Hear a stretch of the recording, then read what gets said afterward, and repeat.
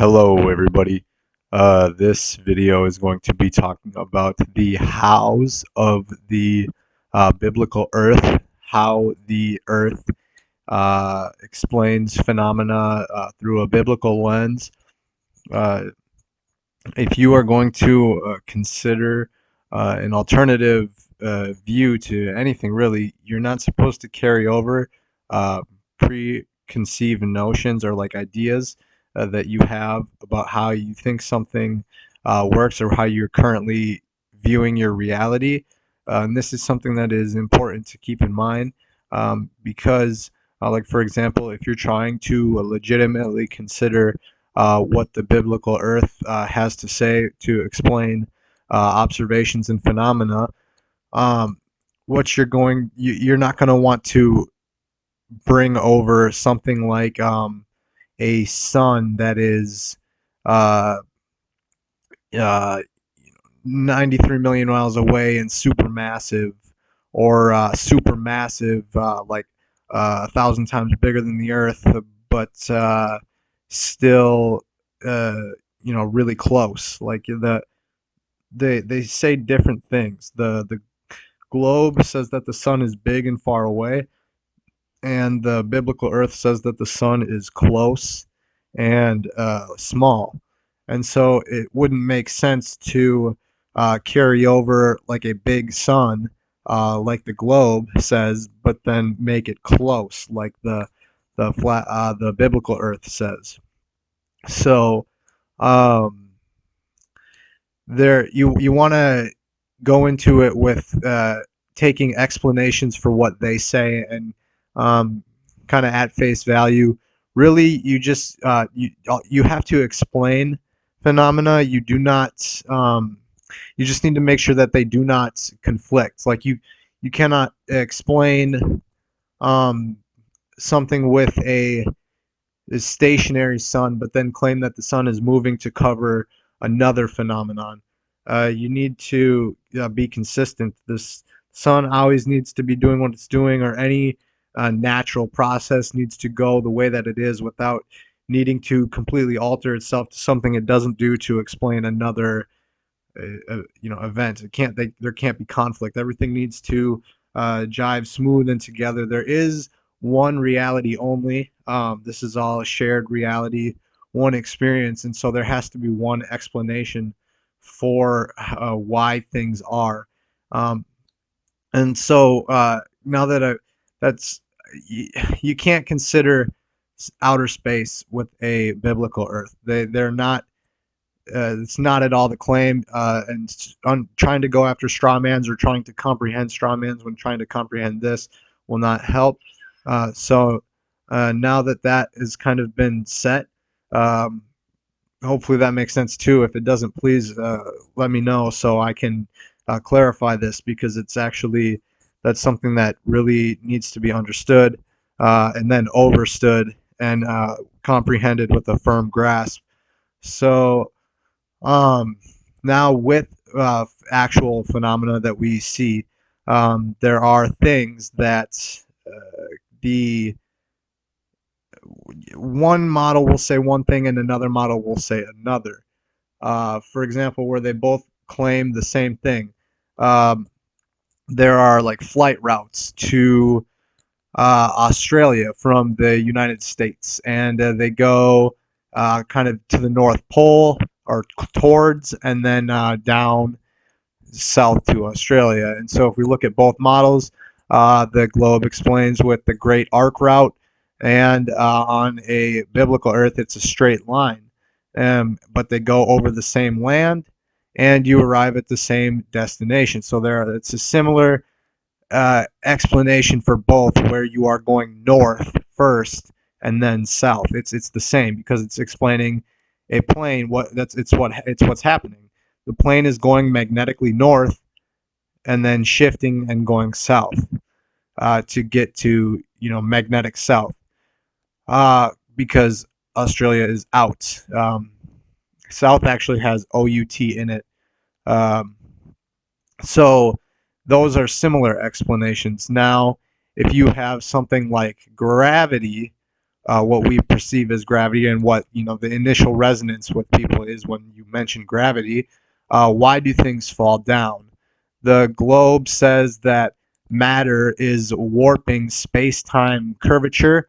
Um, I'm skeptical that that piece of fabric exists. If you could show me, um, you have this fabric that is being bent, and then so it creates a distortion or a warp in the fabric, and then things fall in and are attracted to one another. They fall in this wormhole of gravity well, and so you have matter attracting matter essentially, and that's why things fall down is because the Earth pulls.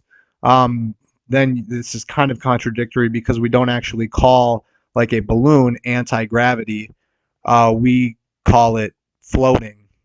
Buoyancy is why a balloon floats. So the globe actually has to use two explanations here, whereas a biblical Earth, it's just explained by buoyancy, by um, object medium relativity, relative density comparison. Uh, if the object is heavier than the medium, it will sink, and if it is lighter than the medium, it will float upwards and find its resting energy. Or their objects are always seeking their resting energy, so it doesn't in one explanation. But there you have one model saying gravity, the other model saying density or buoyancy or what you want to call it. Um, so there are times where there are similarities, there are times where there are differences, and you really do need to consider what each actual model is actually claiming or what worldview is actually claiming. Um, and so, with that said, there are questions that people do raise when you bring this topic, like, for example, ships. They disappear over curvature at about 3 miles. What we're told, what the official scientific understanding of this event is that the ship disappears over curvature, physical globe curvature. Now, when we take something that can zoom, um, some sort of telescope aperture, we zoom in and reveal this disappeared, quote unquote, ship, this boat that is over the curve at 3 miles. Now, uh, that would fit the dimensions of what the globe is with a circumference of 24,901 miles. That would give you the curvature to hide a 4 foot tall boat over about 6 feet of physical curvature. The thing is that we also make an observation that at 5 miles, something that is 1 foot high is still visible, not only at 5 but at 6, where the drop, by the way, of a globe with the size that we say that we know is there. Even between the 5 and 6 mile light, there would be 8 inches of curve alone, and if they're both 1 foot, that second light compared just from if you were observing from the 5 mile light uh, towards the 6 mile light, so a 1 mile observation, you would be uh, 8 inches lower, so it would look like it's 4 inches above the ground rather than 12. Um, but we see, 5, 6, 7, 8 miles, a straight line of 1 foot lights. Yet this curvature is enough to hide a boat, which is 4 feet tall, at 3 miles. So something that is taller is getting hidden closer from the lights that are further away and shorter. So this is a bit of a contradiction to the globe, and it actually goes to supports what we see in architecture diagrams, blueprints, presentations of water, like with bridging or tunnels. We see that it is always portrayed as characteristically planar, horizontal at its surface, which matches the lights. And so the interpretation of the data is we see a line of lights, And curve and line are separate terms. Just because theoretical physics, which is actually hypothetical physics, it's not even theory, it's hypothesis, it's ideas. They're essentially like armchair quarterbacks. They're just speculating, and then they have mathematical equations. Um, but you have these the hypothesis of something like the concept of curvilinear. So what is curvilinear? Those are mutually exclusive terms. You can't be curved and linear. You cannot have a straight line of water on a globe that is continuously curved, so that we observe a line falsifies that there is curve. So to match reality, you have to uh, conform to planar water. Scientifically speaking, what we experiment and determine and demonstrate and determine and view and see and interpret as data, record as data, and then we interpret from there that yes, water is planar. Um, and so this ship appears with zoom and also is contradicted by being curvature with these lights. Uh, so the ship does reappear though, and we do see things further away than we should with a globe at the given dimensions. And as far as like other ground claims, like why do we not see Europe um, from America, from the East Coast? And it's because the atmosphere. So you can see so far away. Say you call it your standard distance, how far away you can see. When you add like magnification and lensing, you see less around you, and you can zoom in further, but it will get less defined. And so you keep zooming in and in and in, and eventually you're going to get to a point where you're seeing the sky, which has to come down because of perspective, and the ground, which has to go up because of perspective. They collide at your horizon, and that becomes a vanishing point. So you don't see anything beyond that. And so zooming in, you can get to your furthest out vanishing point, but the vanishing point is not far enough away where you can see America or Europe from America. And the atmosphere actually does act like a lens. Science is the same of that of a lens. Here's a simple example. So if you're looking at Chicago here, just maybe now you can just see the top of the Sears Tower, and if our simulated temperature inversion moves into place, hopefully now you can see pretty much all of Chicago, see all the lower buildings, including what's at ground level. So the atmosphere really is like acting like a lens. Yes. And this does create distortion. You have these water molecules themselves, which block vision and block view if you put enough of them together, along with the dust and the debris and the everything in the air. These also block view and prevent you from seeing as far as you probably even could. I mean, we're definitely limited with all this blocking of these particles that add up over a long period. They say that there's like an inch of dust of particles in the atmosphere. It'd be like if it all collapsed to the ground, it would be like an inch thick or so. And if I mean, you can't see through an inch of dust. If it's like that's like as thick as a door almost, and you don't see through a door. Also, going back to that boat thing real quick, if zooming doesn't view through physical curvature. If you had a camera and then you took out your phone camera and you were going to take a picture of something far away and you were going to zoom in on it, and I stuck a door right in front of your lens, you're not going to be able to zoom in and suddenly you're seeing through the door. So that's like the boat, and that's even like with these dust particles in the air. You're not going to see through this physical obstruction. It's being obfuscated from your view, and so there's a limitation to how far we can see, and these long distances that we don't observe, and that the biblical earth claims we can't observe is because the explanation why we can't observe it is because it's beyond the furthest possible maximum vanishing point.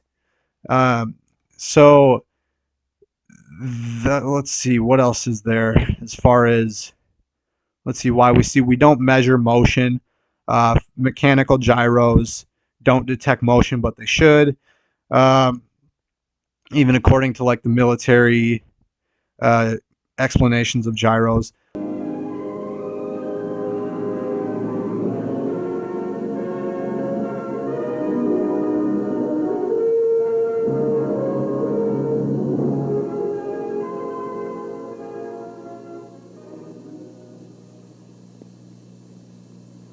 Modern high-performance aircraft require electric gyroscopic instruments. The turn and slip indicator, the attitude indicator, and the directional gyro. These electric instruments are dependable at extremely low pressures and temperatures, where gyro suction instruments are unreliable. This film will explain the theory of operation of some of the newer electric gyroscopic instruments. To understand any gyroscopic instrument, you must understand the principle of the gyroscope. It consists of a rotor mounted in a gimbal. The rotor can spin in one plane only. When another gimbal is added, a second plane of movement is possible. And when this assembly is mounted in bearings, the rotor has 3 planes of movement and can assume any possible attitude. This is now a freely mounted gyroscope. A spinning gyro has 2 important properties: precession and rigidity in space. All of its practical applications are based on these 2 properties. As for rigidity in space, the spinning rotor remains in its original attitude, while the gimbals and base move around it. In other words, the gyro maintains its axis in relation to space and not to the surface of the Earth. If a gyro moves around the Earth, its axis is vertical to the Earth's surface here, at an angle here, and horizontal here.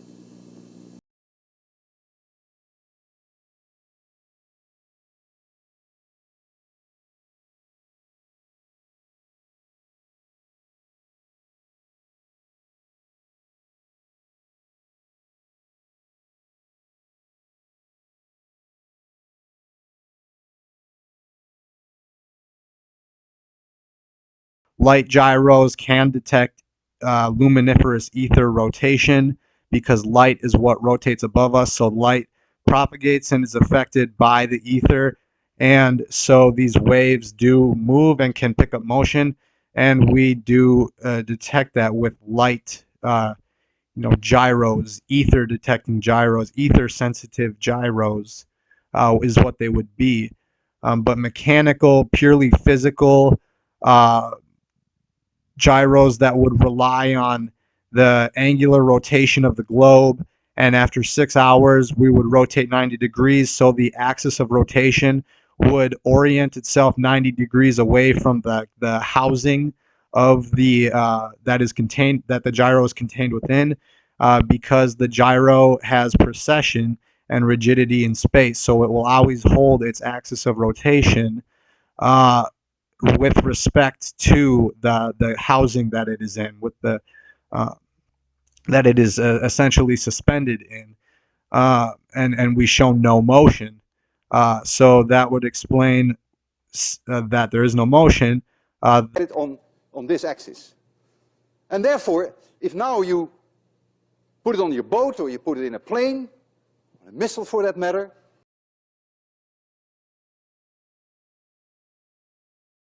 if you can never put a torque on the spinning wheel, and if the angular momentum for spin is in this direction, it will stay there forever and ever, assuming that we have no frictional losses.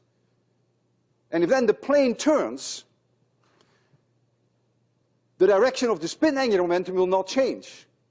But what will happen, of course, is that this yellow frame will rotate, or this black frame will rotate. And in these bearings here are shaft encoders. And they sense the rotation that the outer housing makes in order to keep this thing pointing at the same direction. And that signal is being fed back to the automatic pilot, and that keeps the plane flying in the direction that you want to. So you use as a reference all the time the spin angular momentum of your gyro, which is now mounted in such a way that you cannot put a torque on it even when the plane changes direction. And I want to show that to you.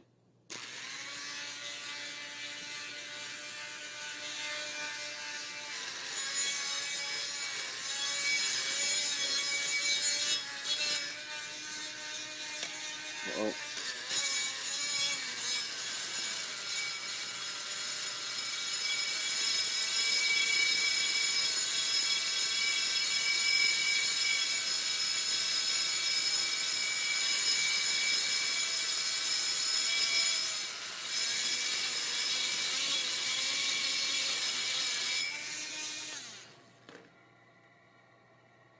Okay, this is the direction of my spin angular momentum.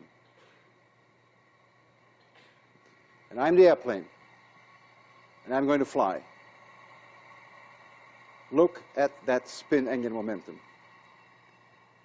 It has no respect for me. It stays in the same direction no matter how I fly.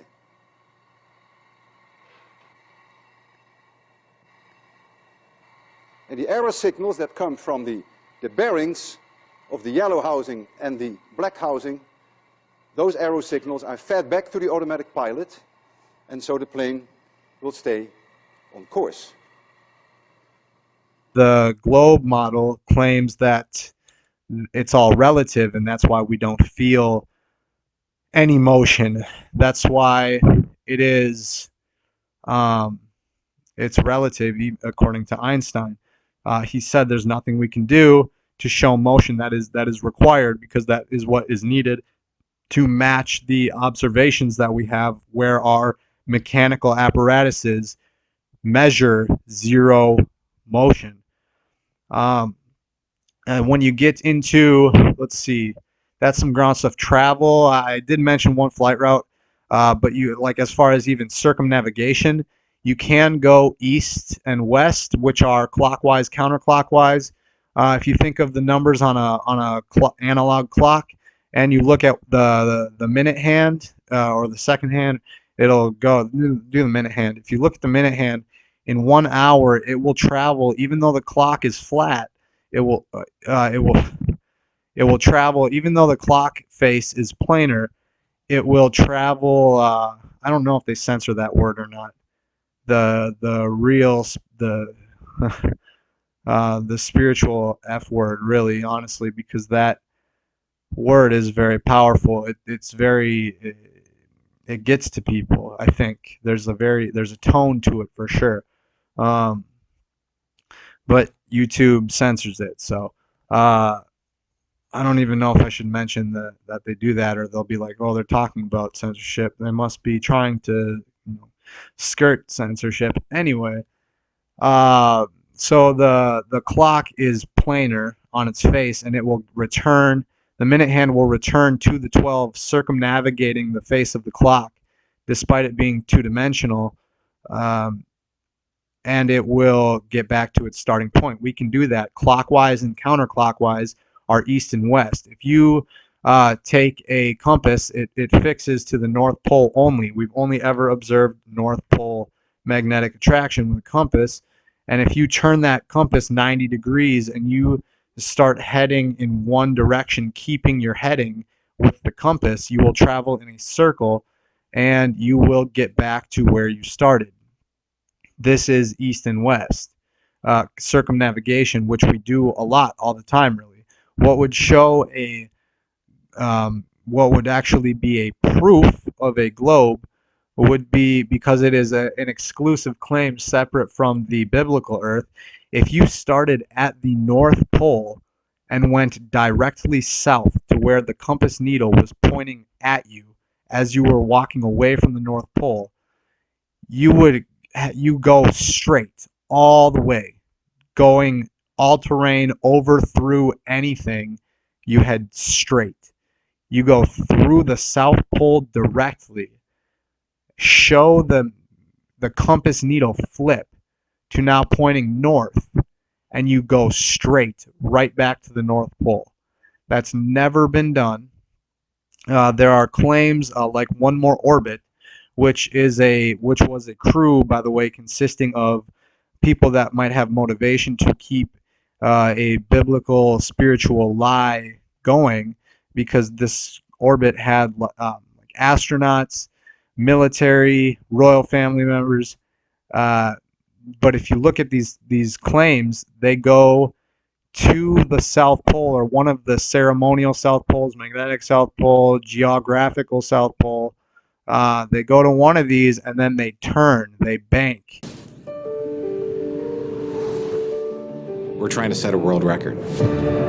It's the fastest time ever to go from one place on the Earth, over both poles and back to the same point on the Earth, all in under 48 hours.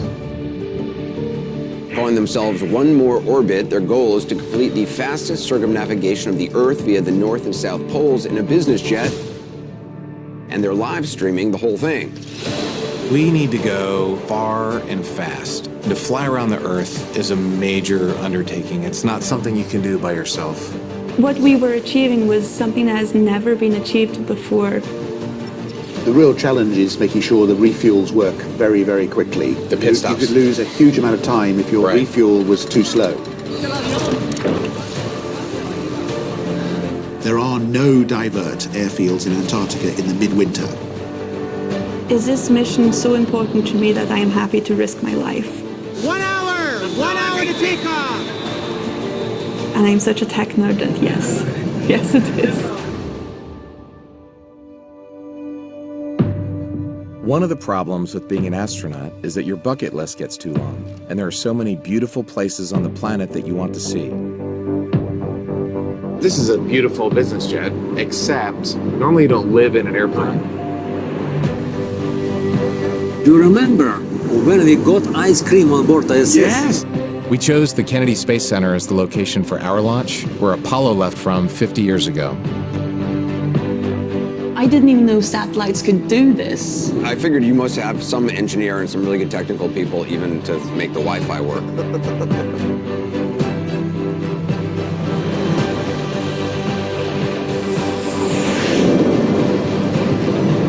One More Orbit, our Gulfstream G650ER is not going to slow down for anybody.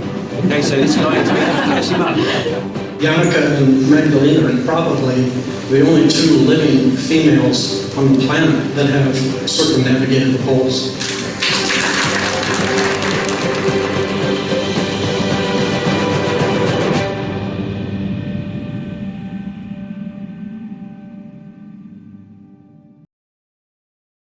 They don't go straight. They turn around and go back even sometimes. It's like running the pacer test, where you just go to the line and go back. Like, that's what they did essentially. They run across the court and then run right back to where they started. They don't go straight through. So circumnavigation is possible, and so now this clockwise and counterclockwise, you have for the seasons, you have the sun going in between the tropics. The sun will always be overhead between the tropics only in both models.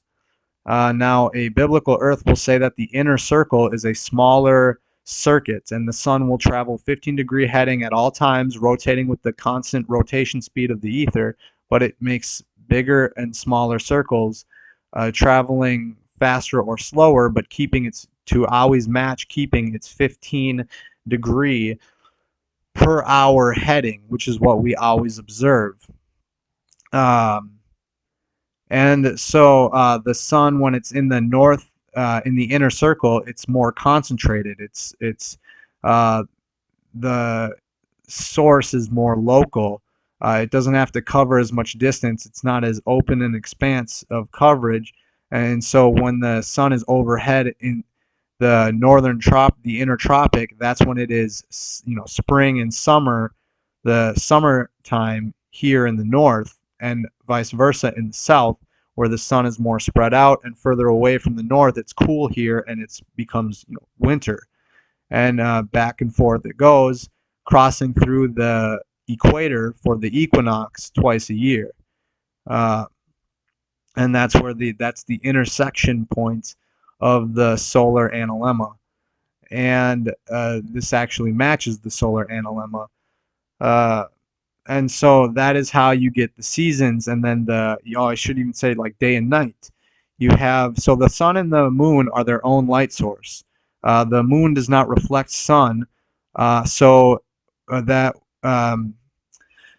that's why, like, when the moon is red during a lunar eclipse, you will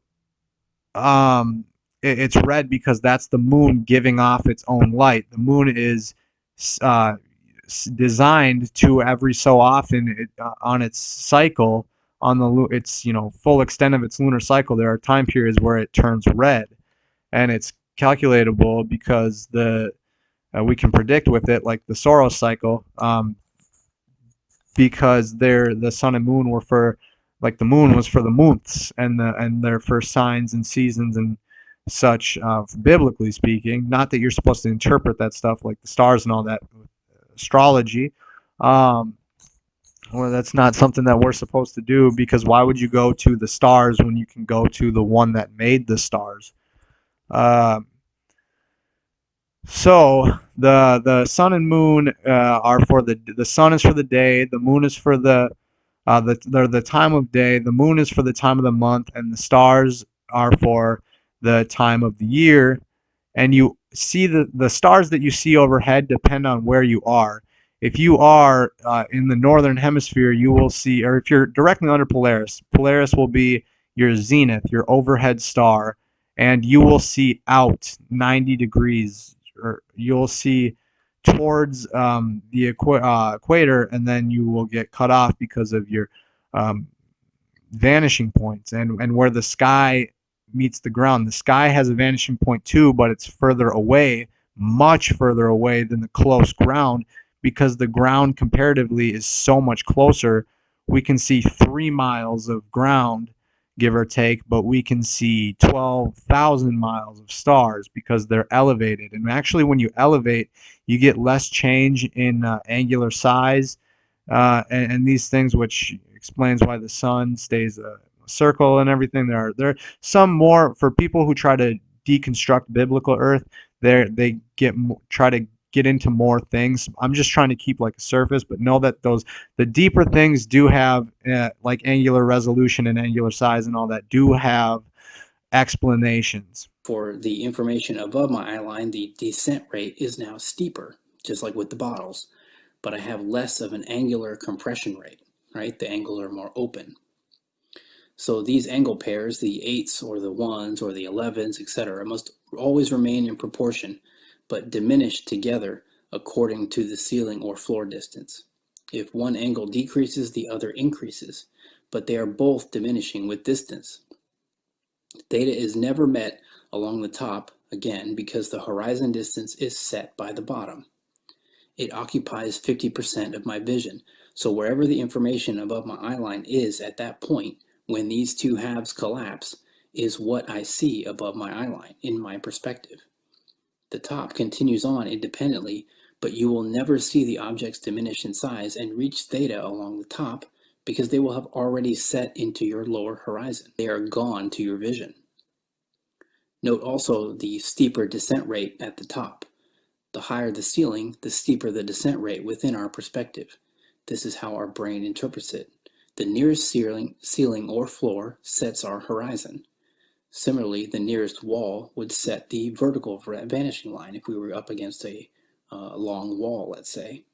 So if we collapse our diagram here, and we press the image downward and along the top and upward along the bottom to reach a essentially horizontal line. So you see that along the bottom, the angle 8 doesn't have to travel very far to get to the purple line, but the angle 8 above has to travel quite a bit more to do that. But essentially what you're left with is basically what we see in perspective as I've depicted here in the upper right. You have the larger angles, resolution angles along the top, and a steeper descent rate characterized by the orthogonal lines. And along the bottom, you have more compressed angles and those closer transversal lines, and more stabilized or shallower orthogonal lines. You also have the object larger to start out with, but then gets rapidly smaller with distance because of the how close in proximity those transversal lines are. And along the top, you have the object start out smaller, but it remains relatively stable because the angular size compression rate is not as great. So the angles remain somewhat large as it descends away from you, and it maintains its relative size for the most part.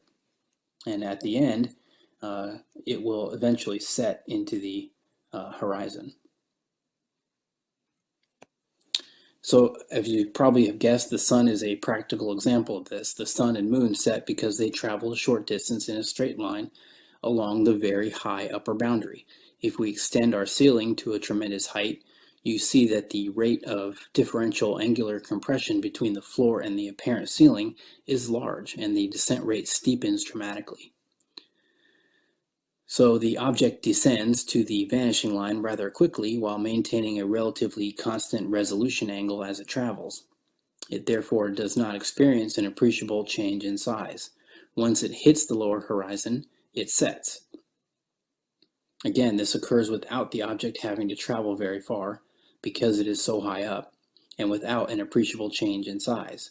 Stated another way, the higher something is, the less it changes in appearance.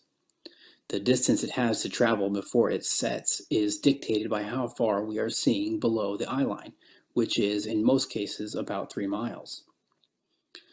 This is for a diffraction-limited system, but remember there are aberrations and refraction effects within the atmosphere that can alter the size of objects and distort them. All right, now let's see what happens when we add in our atmospheric magnification. Again, water and refraction.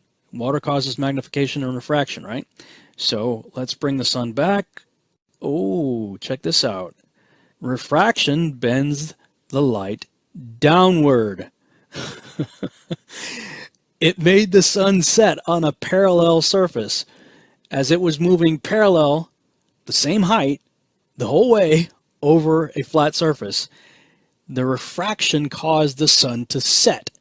Not only that, well, let's bring in the beginning of that little test, and we see that it maintained pretty much the same size too. Of course, that's because as it's moving away, the magnification is still taking place, and so even though the sun's further away than it was in the beginning of the test, the magnification basically preserved the same size, and the refraction made it set.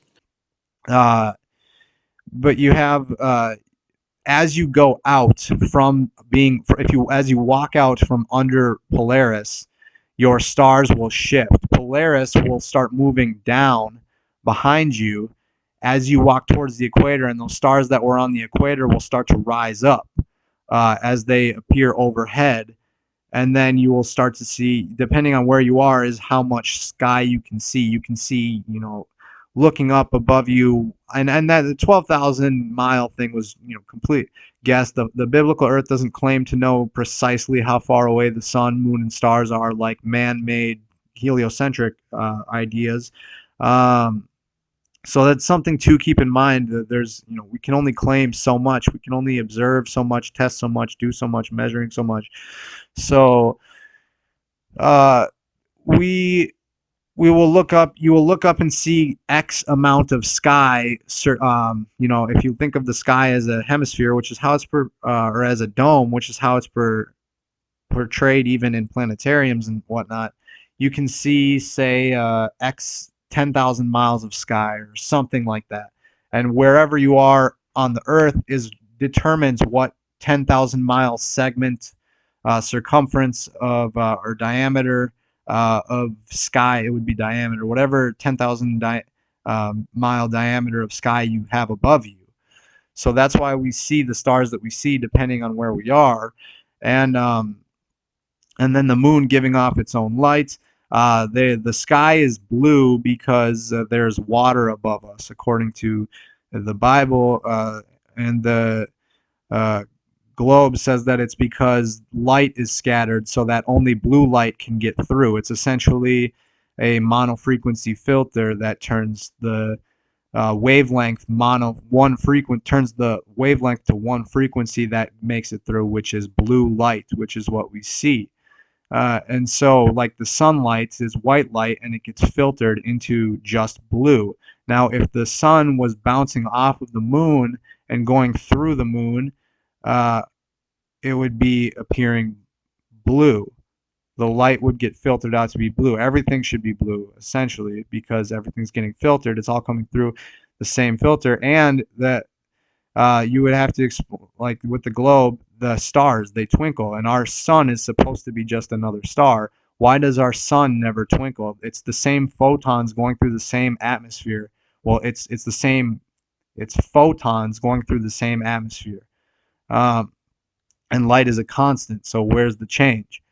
You have the sun giving its light, the moon giving its light. Life reacts differently between both, and things like this, different characteristics.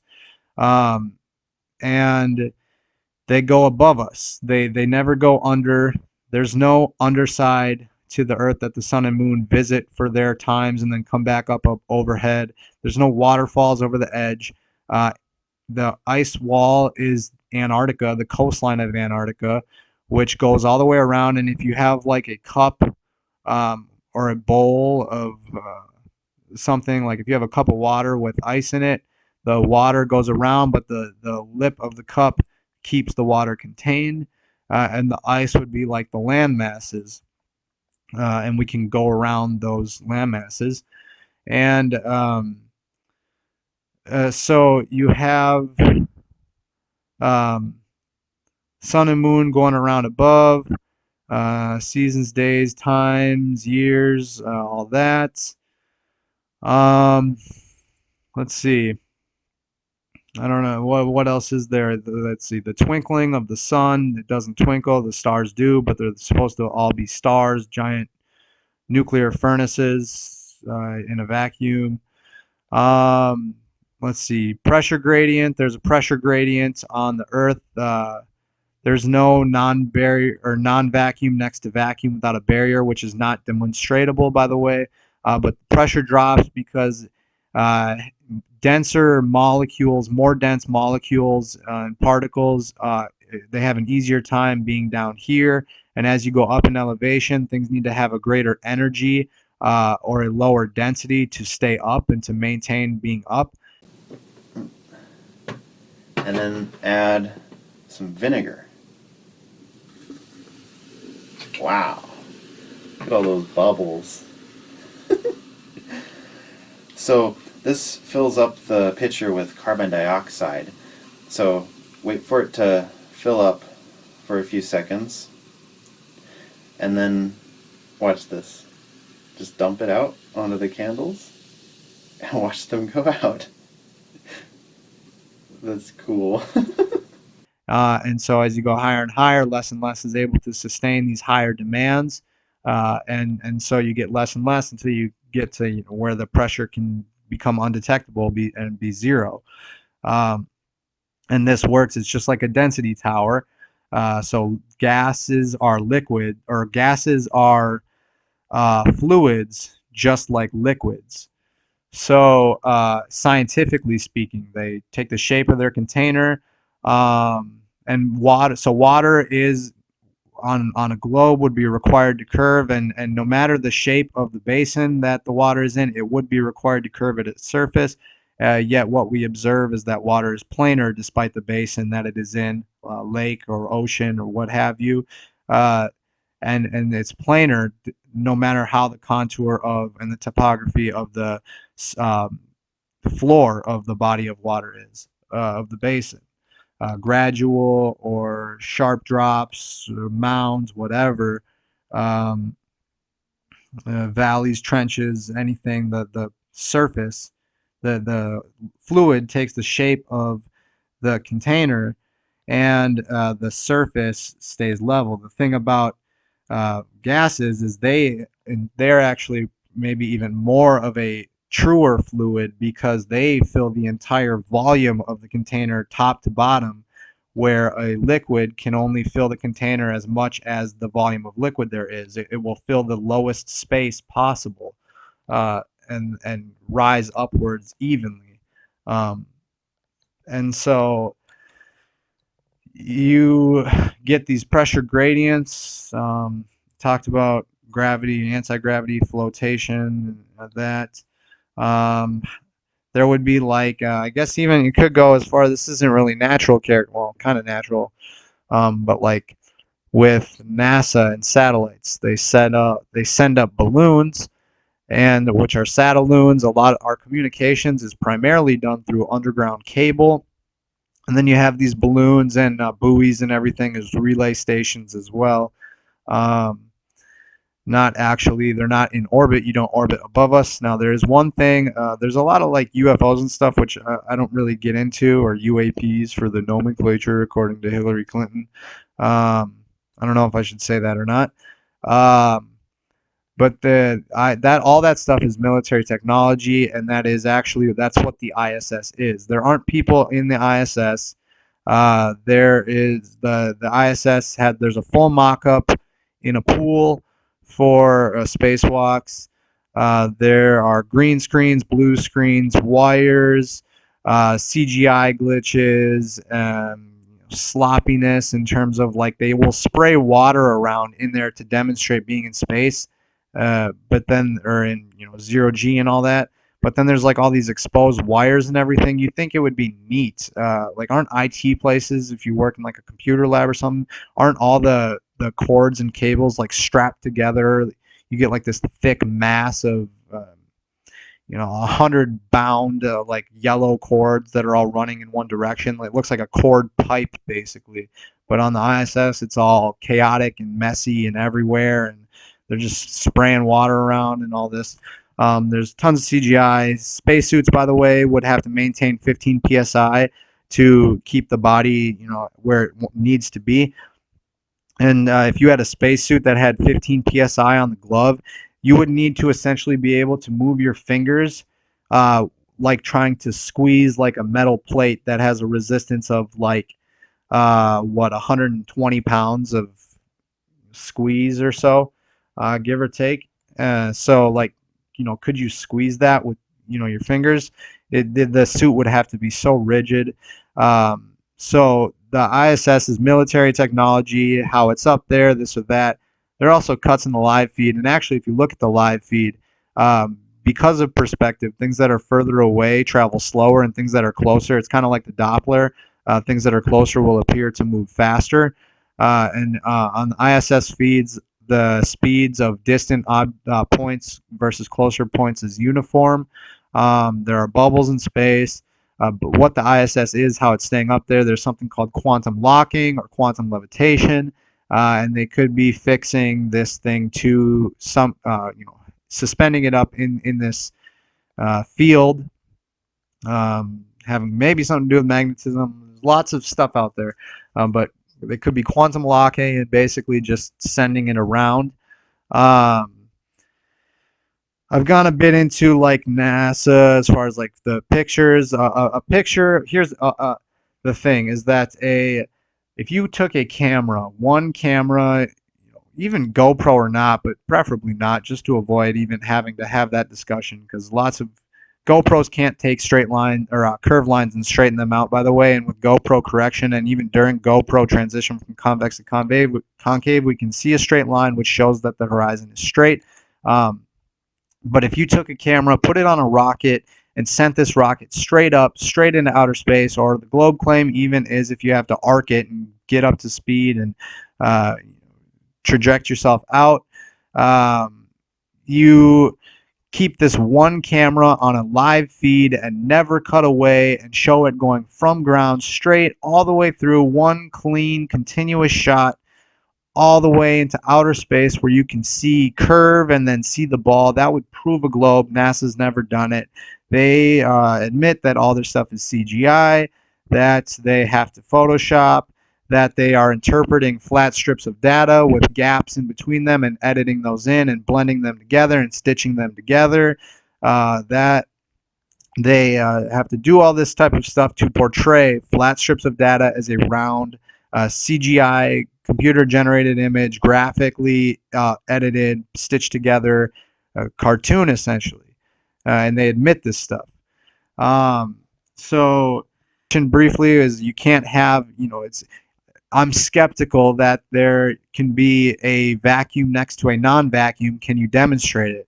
What will someone who is a globe advocate will say is no, it's undemonstrable because you need something that is the size of a planet to have the gravity to be able to hold molecules in and not let them get homogenized by a vacuum because the vacuum is trying to homogenize everything and spread out particles as much as possible. And if you pump them out of a vacuum, then the few remaining particles have to spread out further and further, become more and more sparse, and that would happen to our atmosphere.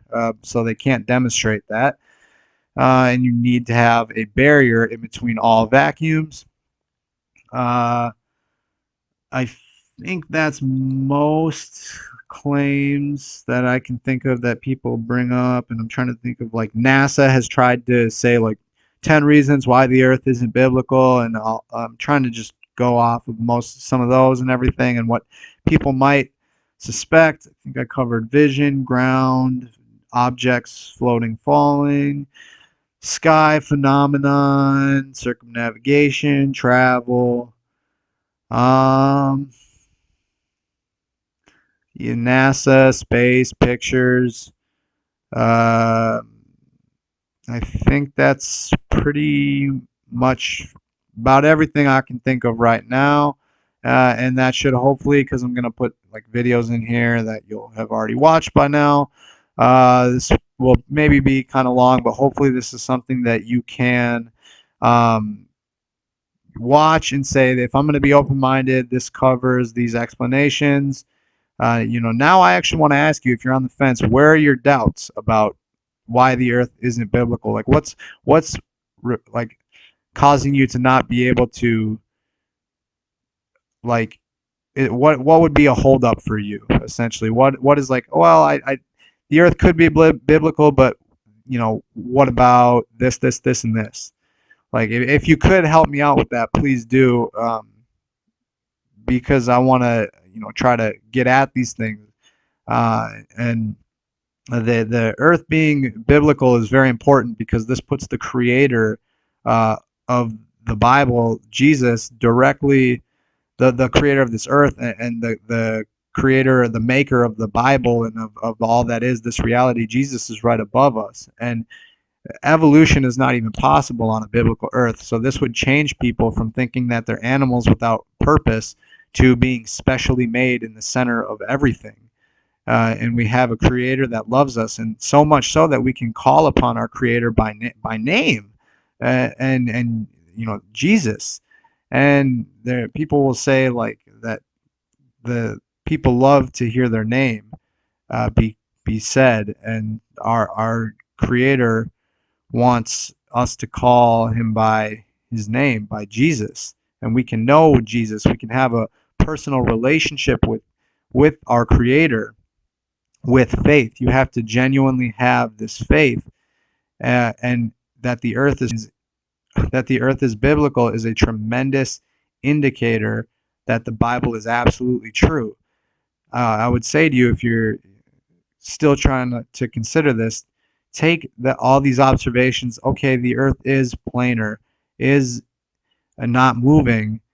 Now what? What if we have just always existed, or this or that? Because it becomes like a realm almost, which sounds kind of fantasy, but the truth is stranger than fiction and than fantasy. And so you would say, well, what is all this now? But the thing is that the Bible can be validated retroactively. When you analyze the evil liars that do this, it would have to be a spiritual lie. No one would gain from lying about the cosmology, you could probably tell a smaller lie that is more directly and physically beneficial than having to lie about the shape of the earth.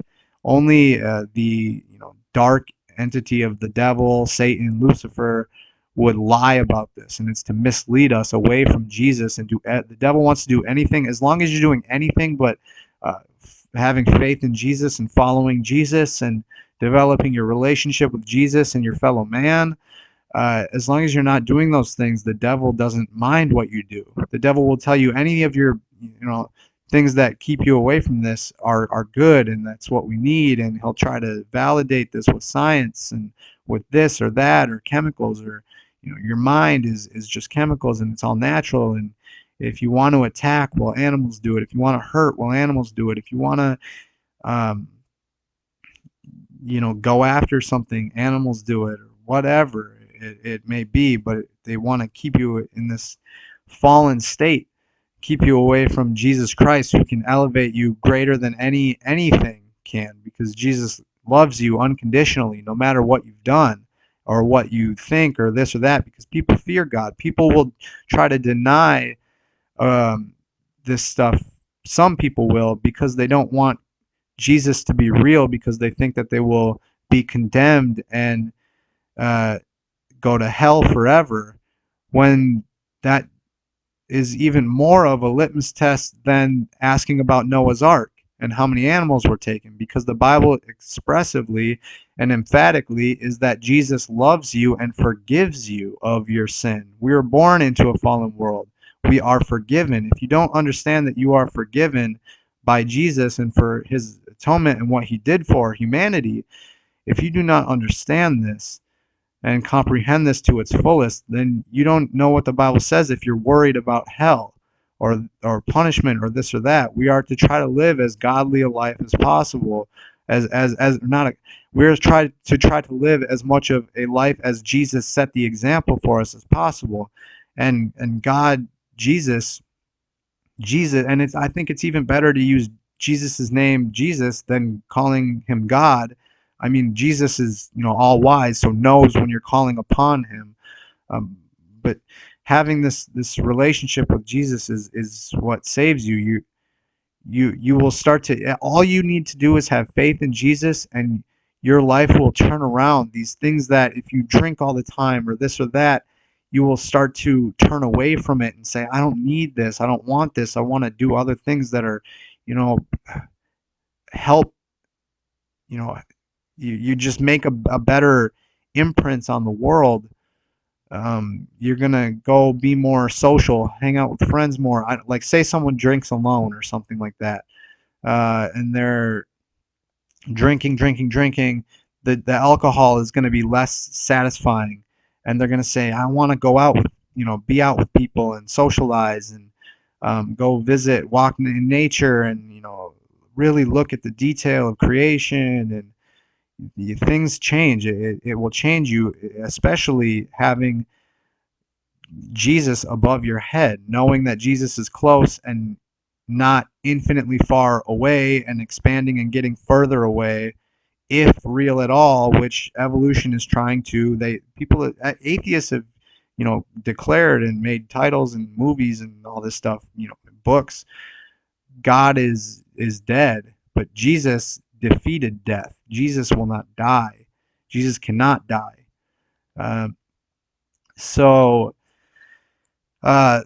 when we look into the world, to validate the Bible retroactively, we see that this evil entity that would lie about this, and for these reasons to remove us and separate us from Jesus,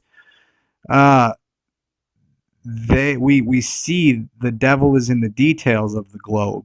We look at the globe and see that it is 66.6 degree tilt. The devil tries to tell us 23.4 to hide it, but if upright is considered 90 degrees and you subtract 23.4 for the tilt, you're left with 66.6 degrees from the horizon as opposed to the vertical. So we have a 666 there. The earth also is said to go around the sun, at 66,600 miles an hour, which is a 666, and orbit is defined as continuous falling. That sounds like a bottomless pit. A bottomless pit, continuous falling around fire. So maybe the devil trying to prelude, or the devil's own cosmology preluding the devil and the fallen angels' demise. Another thing too, hell was made for the fallen angels, the ones who rebelled and tricked mankind, the people at the very top that we've probably never even met, been in the same room as, or anything like that. These evil people that cause the war and cause the famine and dismantle families and try to pit people at one another and all of this stuff. It's, God knows, Jesus knows our heart, and we really need to get people to Jesus. People can change for the better, and we need to do everything we can to get this out to people, because this can change people. This changes your whole mind. You go from an animal to a human being, from there being no God to being a creator who loves you and wants a unconditionally loving relationship with you, which is beyond special. And it's part of what every day is a blessing. And so you have like even another, like these 666s are set up everywhere, and only the Bible claims that this number is of any significance of evil people who would actually even want to even lie to you. So you have the continuous falling and all that, and the tilt. And now you also have, what is the dimensions of a globe? Well, every mile of globe surface that you traverse, there is 8 inches of curvature drop. 8 inches of curvature is 0.666 feet. So that's another 666. And every 10 miles, or every increment of 10, that decimal just keeps moving, but the 6 remains. And now we look at the Washington Monument, 666 inches at the base by 6,660 inches tall. This country of young Babylon, young Egypt, Mesopotamia, or whatever you want to call it, Babylon though, really, and now America, was set up by these people that are, patient and doing this long drawn out a spiritual attack in this spiritual war. They're doing this on humanity, and America's been set for this. And now we have the barcode too, which has a 666 in it. All standard barcodes that aren't on like fruit have a 666 indicator. The barcode language has each line, different set of lines, or if it's a single line, represents a numeric value between 0 and 9, and the 6 is always the 2 skinny parallel lines, and those 2 skinny parallel lines are made longer, and they're at the very beginning, the very middle, and the very end, or the beginning, middle, and end. Very doesn't really need to be in there, but it's for emphasis. The beginning, middle, and end of each barcode has these long parallel lines that stick down, and that is a 666. This enemy is set up all around us, and these people in power that keep us against one another and keep us from going against them, because they can't have the masses getting to them, and if we went at them instead of each other, they would be stopped. Especially, only will it happen with the teachings of Jesus, with the Bible. That's how these people are defeated. Jesus defeated these people at the cross 2,000 years ago. And they were defeated before, like Aaron could turn the sand to bugs, and the Pharaoh's magicians and sorcerers and warlocks could not. And they were, our Creator, Jesus, is more powerful than any of the wicked, and that's why we can communicate with this stuff. That's why the enemy tries so hard to censor all of this. It is because this stuff is absolutely devastating to their, their goals and their motives. If the earth is empirically flat and if the earth is empirically biblical, there's no outer space. If there's no outer space and long timelines, there's no evolution. If there's no evolution, there is no missing link. And the missing link they try to get us on with evolution, especially if you're going to school for like paleontology or anything, or archaeology, or fossils, geology, this and that, the missing link they get you to focus on is the past missing link. Where is man to monkey? And we have thousands and thousands and millions of transitions. We're more and more solving, getting to this middle missing link and all that. But the missing link that is important, the spiritual missing link, is the Luciferian missing link, is the future. What do we become? Do we become aliens? Do we become these big-headed, brainy, ethereal beings? That's what the fallen angels want to disguise themselves as, is these wise beings that are, millennia old, and five-dimensional consciousness, traveling through Neuralink or the databases of the cosmos or anything like that. They want to this is part of getting mankind to go towards like transhumanism and taking ultimately the mark of the beast, which is 666. The devil is trying to set things up so that mankind will take this, and is trying to set the stage as best as the devil can. And the globe is absolutely essential to this. This is a spiritual debate, conversation, and the debate stops if you're open-minded, because immediately the evidence and the data is provided that the earth is empirically flat and fixed, empirically biblical, and that stops the debate. It's now a knowledge. It is a measured knowledge of our understanding, according to our apparatuses, that the earth is planar and not moving. So that means that there definitely is a lie, because we definitely are taught that the earth is not planar in academics. And the earth being planar and the center of creation is far more important and crucial than evolution. So the earth, it all points towards Jesus. No matter where you start, you will end knowing, and the Bible says, if people don't change and the world progresses down the ways that it's going, look who we have in office and what this person is able to do on video and get away with. You better believe I'm about to play it, just so you know. These people are against us, these secret society members. These people are the enemy, and if the Bible says that every knee will bow and every tongue will confess that Jesus Christ is the Savior, is the King.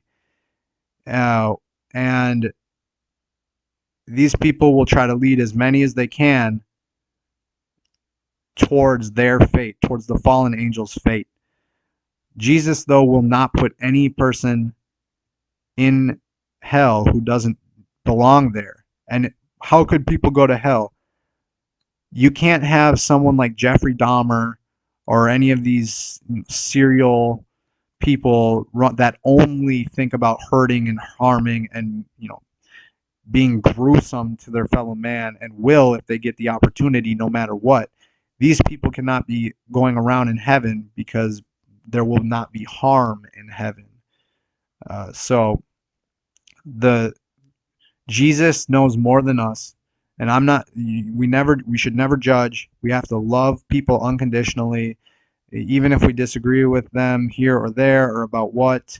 Pray for them, and we need to be loving. We can't be insulting people. We can't be putting people down, can't be judging. Let Jesus do the judging. What a difficult job. Jesus weeps every time one individual. Think about this. Jesus weeps when one individual does one thing, that is saddening to Jesus. Like if one person goes out one night and goes on a wild bender and just destroys their body, like with alcohol, Jesus weeps. But this weeping is coming from someone who has infinite depth, to the bottom of infinite depth of sadness and comprehension and understanding. And so Jesus' weeping is on a magnitude we can't even comprehend, that level of sadness. Jesus wants us to return to him out of genuine choice of free will, much like with two spouses. If you have your husband, as a husband, if you have a wife and she says she loves you, you want her to tell you that genuinely, and for her to be meaning it, not because she has to tell you or is forced to tell you or anything.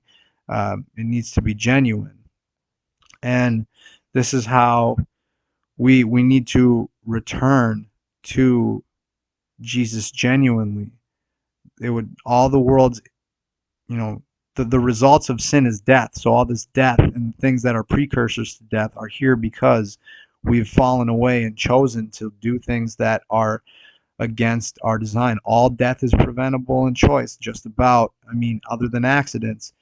You can't shoot someone if someone can't get shot if no one's shooting, and you can't get heart disease if you don't have plaque lining your arteries. So a lot of this stuff is preventable, and Jesus Christ's teachings are the way. One way or another, Jesus Christ, he or his teachings, I mean, Jesus will prevail. Always.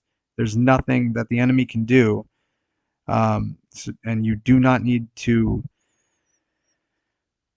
be fearful for yourself, because Jesus loves you. Jesus' mercy and grace are